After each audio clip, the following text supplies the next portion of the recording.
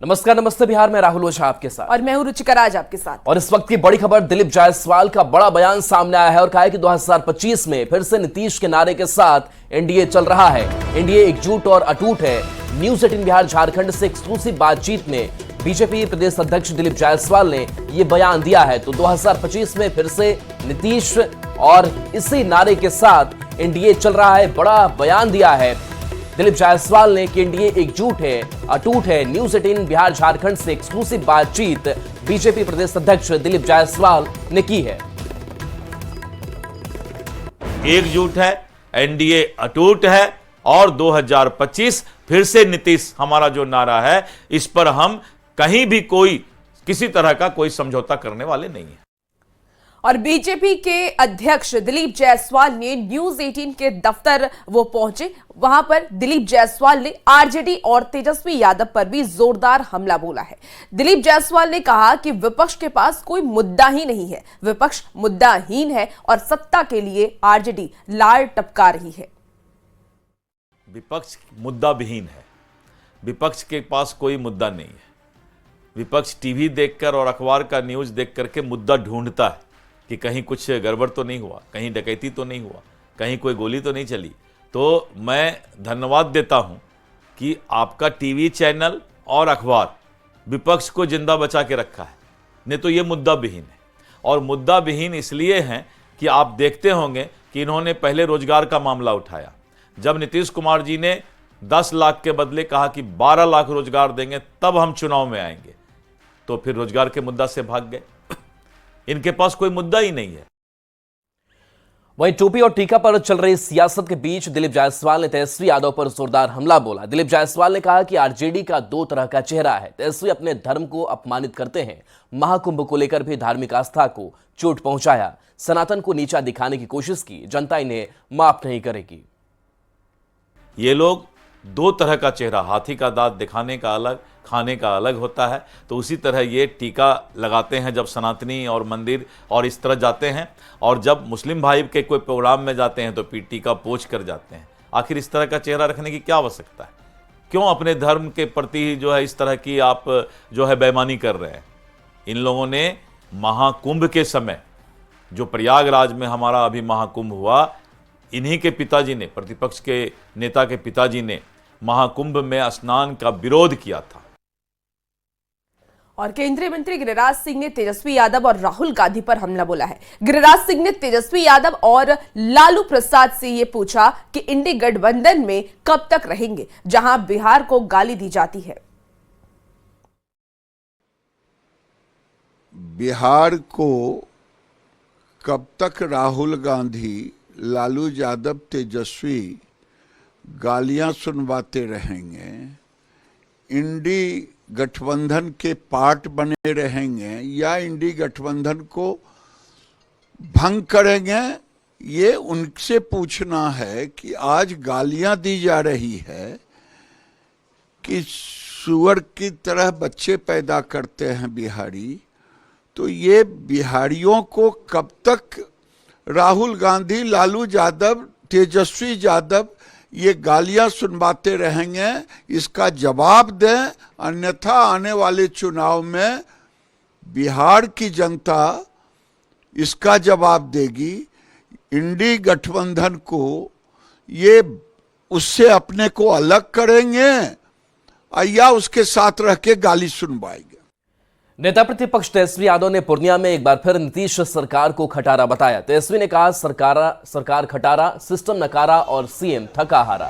तेजस्वी ने कहा नीतीश को अब इस्तीफा दे देना चाहिए। जो स्थिति भी जो आजकल सरकार की चल रही है, हमने कई बार बोला, सरकार खटारा, सिस्टम नकारा, मुख्यमंत्री थका हारा और बिहार के लोग कर रहे हैं मारा मारा। ये जो है सच्चाई है एनडीए की 20 साल की सरकार। इसको लेकर के हम सब लोगों ने कल भी परसों भी हम लोगों ने कल मांग किया था कि भाई अब जो है त्याग पत्र जो है उनको दे देना चाहिए। अब तो उस समय इतनी स्थिति खराब नहीं थी, हमको महसूस नहीं था, लेकिन अब तो लगातार कुछ ना कुछ जो है बातें आ रही हैं तो आपको लगता है कि 20 साल हो भी गया बहुत ज्यादा। और तेजस्वी यादव ने सीएम नीतीश कुमार से इस्तीफा मांगा है। नीतीश से इस्तीफे की मांग पर बीजेपी और जेडीयू ने पलटवार किया है।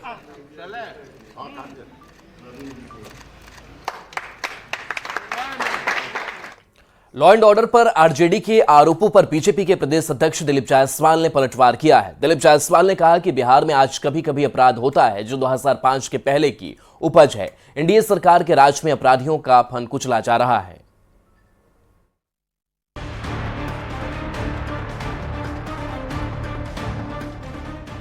अपराध पर एक बार फिर बिहार की सियासत गर्म है। बीजेपी प्रदेश अध्यक्ष दिलीप जायसवाल ने आरजेडी पर बहुत बड़ा आरोप लगाया है।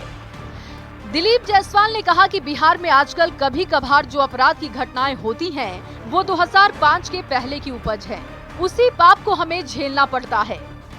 जिस तरह से लालू प्रसाद के शासन में अपराधियों के संस्कार और संस्कृति को बढ़ावा दिया गया, आज वही अपराध का संस्कार राक्षस की तरह बिहार के ऊपर अपनी काली छाया बनाया हुआ है। लेकिन अब कानून का राज है। एनडीए के राज में अपराधियों का फन कुचला जा रहा है। तो बिहार में आज अगर कभी कभी अपराध होता है तो ये सब 2005 के पहले की उपज है, जिस पाप को हमें झेलना पड़ रहा है। अपराध को लेकर दिलीप जायसवाल की ओर से आरजेडी पर किए गए हमले ने बिहार की राजनीति को गरमा दिया है। दिलीप जायसवाल जी, आप 2005 के पहले की जो बात करते हैं, आप 2005 से 2025 की बात क्यों नहीं करते हैं? आरजेडी और कांग्रेस के नेता दिलीप जायसवाल के बयान पर पलटवार कर रहे हैं। कहने का मतलब कि आज ये मान रहे हैं, अच्छी बात है कि ये मान रहे हैं कि आज अपराध का बोलबाला है बिहार में, लेकिन ये नहीं मान रहे हैं कि उनके शासनकाल में अपराध का बोलबाला है। तो जेडीयू के नेताओं का कहना है कि दिलीप जायसवाल की बात 100% सही है। 2005 से पहले का जंगल राज का दौर बिहार के इतिहास में काले धब्बे की तरह है। बिहार के लोग आज भी उसे याद करके सहम उठते हैं। बिहार में कानून व्यवस्था हमेशा से बड़ा मुद्दा रहा है। हाल के दिनों में आरजेडी ने अपराध की घटनाओं को मुद्दा बनाने की भरपूर कोशिश की। अब एनडीए के नेता निशाना साध रहे हैं। न्यूज़ 18 के लिए दिल्ली से अमितेश सिंह और पटना से रजनीश कुमार के साथ ब्यूरो रिपोर्ट। कांग्रेस के पूर्व प्रदेश अध्यक्ष अखिलेश सिंह का पटना एयरपोर्ट पर कार्यकर्ताओं ने बैंड बाजे के साथ स्वागत किया। अखिलेश सिंह ने कहा कि हम अध्यक्ष नहीं हैं तो क्या और अधिक मेहनत करेंगे। आपको बता दें कि राहुल गांधी और खड़गे के नेतृत्व में कांग्रेस मजबूत है। लालू प्रसाद के रिश्ते पर अखिलेश सिंह ने ये कहा कि लालू प्रसाद से रिश्ता काफी पुराना है। लालू प्रसाद ने उन्हें विधानसभा और लोकसभा का टिकट दिया। भाई, ये सब अध्यक्ष बदलना और ये तो रूटीन काम है। अध्यक्ष बदलने से क्या होगा? कांग्रेस का वर्कर बदल जाएगा, कांग्रेस का नीति बदल जाएगा। अध्यक्ष तो बदलते रहता है। लेकिन चुनावी साल हम अध्यक्ष नहीं है तो क्या आप कम मेहनत करेंगे? उसी जोश खरोश से लगेंगे। लालू जी से मेरा रिश्ता बरसों से अच्छा रहा है। इस बात को क्या मैं कभी इनकार किया हूँ? वो हम लोगों के नेता रहे हैं, हम लोगों के अभिभावक की तरह हैं। इससे क्या फर्क पड़ता है? ये सब लोग जानते हैं, पूरे बिहार जानता है कि उनसे मेरा रिश्ता अच्छा है। उन्होंने मुझे विधानसभा का टिकट दिया था, उन्होंने मुझे लोकसभा का टिकट दिया था, उन्होंने मुझे मंत्री बनाया था। इस बात को कोई नकार सकता है? मुस्लिम बहुल सीमांचल एरिया में इफ्तार के बहाने दो बड़े नेताओं ने मुस्लिम वोटों पर अपनी ताकत दिखाने का प्रयास किया। एक तरफ बायसी के बिलगच्छी में आरजेडी विधायक सैयद रुकनुद्दीन द्वारा आयोजित इफ्तार पार्टी में नेता प्रतिपक्ष तेजस्वी यादव शामिल हुए, तो पूर्णिया के जिला स्कूल में सांसद पप्पू यादव ने भी इफ्तार पार्टी का आयोजन किया। इस दौरान दोनों नेता मुस्लिम वोटों को रिझाने में जुटे रहे। तेजस्वी यादव ने जहां अपने संबोधन में कहा कि वह और लालू प्रसाद आपके यानी मुस्लिम वर्ग के समर्थन से सांप्रदायिक ताकतों से लगातार लड़ रहे हैं, वहीं सांसद पप्पू यादव ने तेजस्वी यादव पर कटाक्ष करते हुए कहा कि अब चुनाव का समय आया तो कुछ लोग सीमांचल में आकर टोपी पहनकर रहनुमा बनने का प्रयास करते हैं। आप लोगों की ताकत की वजह से, फिरका शक्तियों से, सांप्रदायिक शक्तियों से हम लोग हमेशा लड़ने का काम करते हैं। ये केवल आप लोगों की ताकत की वजह से है। हमारा दल, राष्ट्रीय जनता दल, और हमारे नेता पिता आदरणीय लालू प्रसाद यादव जी और तेजस्वी आप लोगों के साथ हमेशा खड़ा रहेगा। आजाद हिंदुस्तान के बाद कितने बार कौन कौन लोग जब चुनाव मौसम आता है तो सभी तरह के पर्व लोगों को याद आ जाते हैं। चुनाव खत्म होते ही लोग भूल जाएंगे दीपावली, होली, रामनवमी, भूल जाएंगे लोग छठ, भूल जाएंगे रोजा। कभी सीमांचल में आप सुने थे, कभी कोई रोजेदार बाहर से आके करता है, चुनाव नहीं हो तो कोई ना आवे। एक तरफ विपक्ष सीएम नीतीश कुमार पर हमला बोल रहा है तो दूसरी तरफ सीएम नीतीश कुमार अपनी ही धुन के पक्के दिख रहे हैं। सीएम नीतीश ने आज विकास के 4 प्रोजेक्ट का जायजा लिया। सीएम नीतीश ने काम के रफ्तार को देखा और अधिकारियों को निर्देश भी दिए।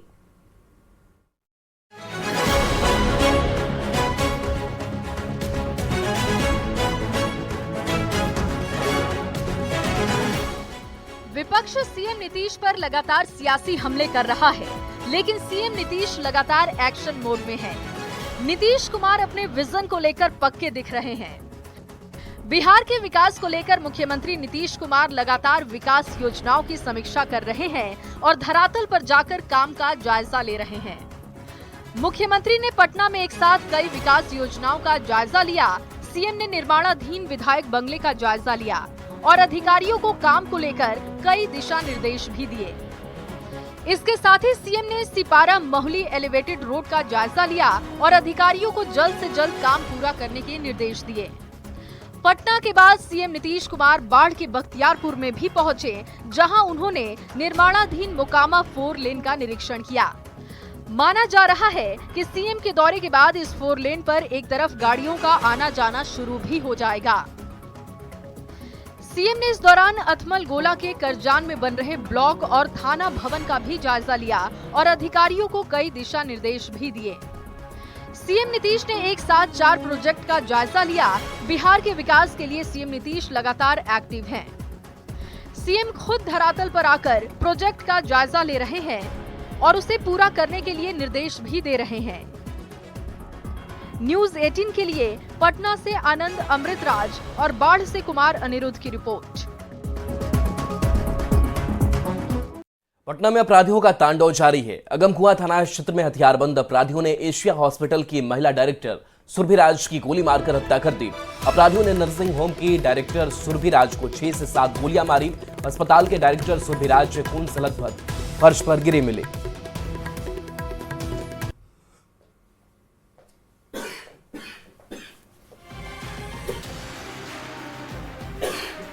तो देखिए ये 2 तस्वीरें और आनन फानन में गंभीर रूप से घायल सुरभि राज को इलाज के लिए पटना के एम्स में भर्ती कराया गया है, जहां इलाज के दौरान डॉक्टरों ने उन्हें मृत घोषित कर दिया।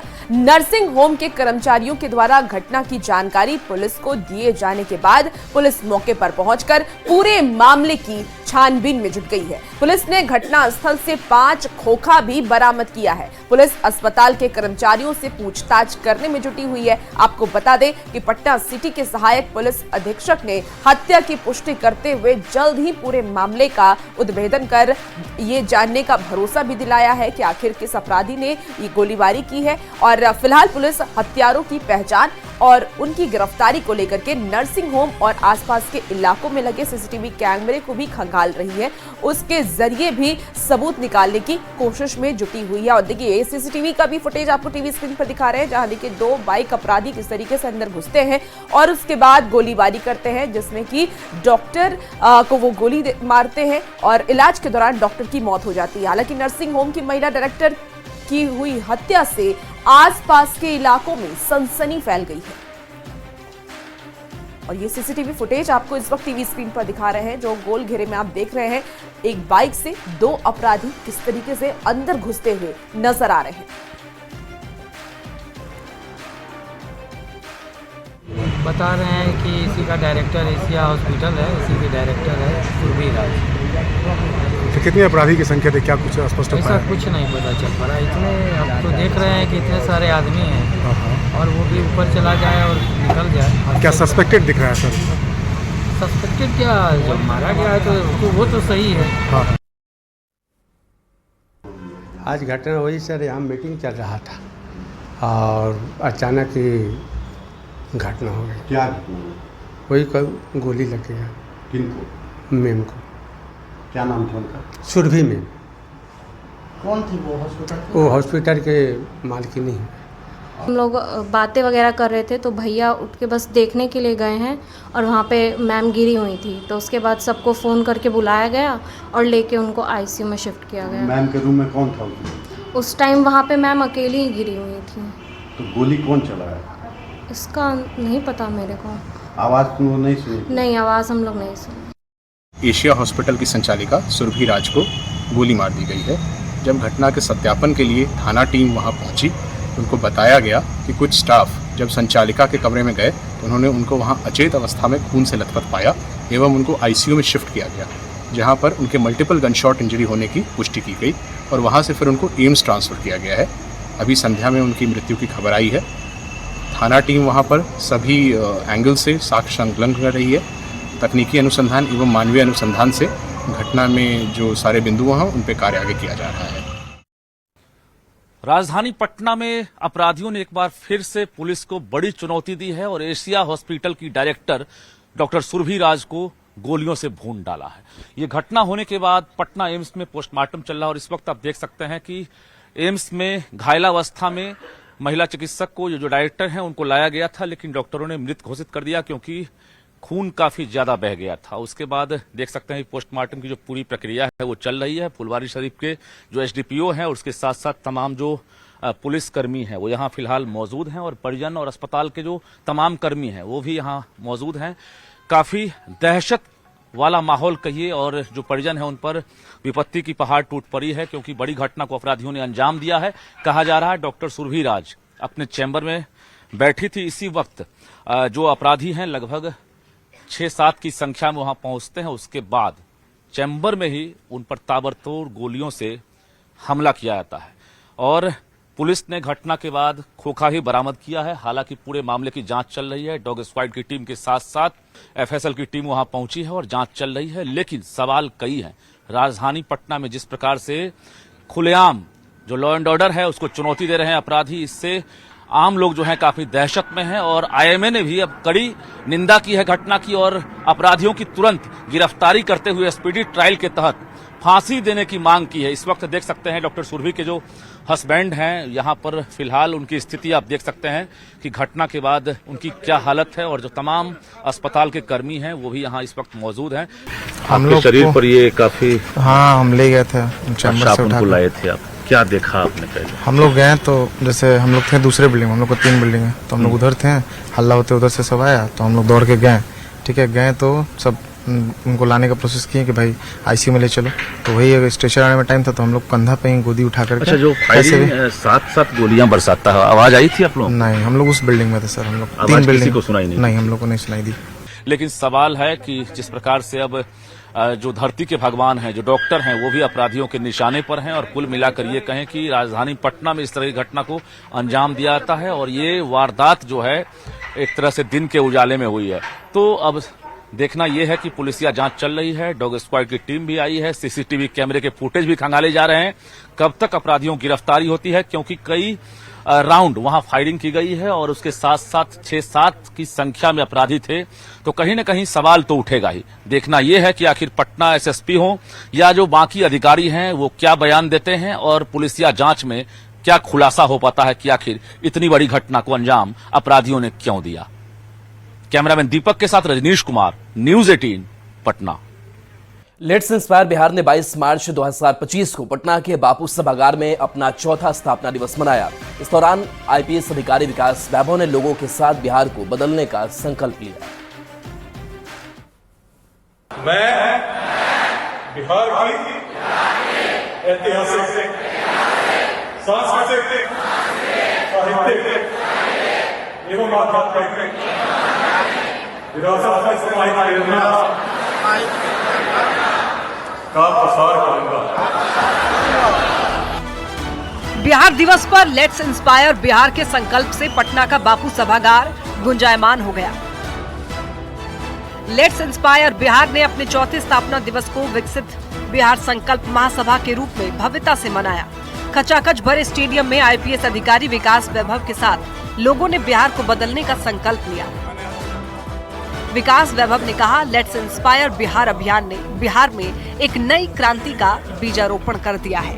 विकास वैभव ने विकसित बिहार के लिए सबको संकल्प दिलाया।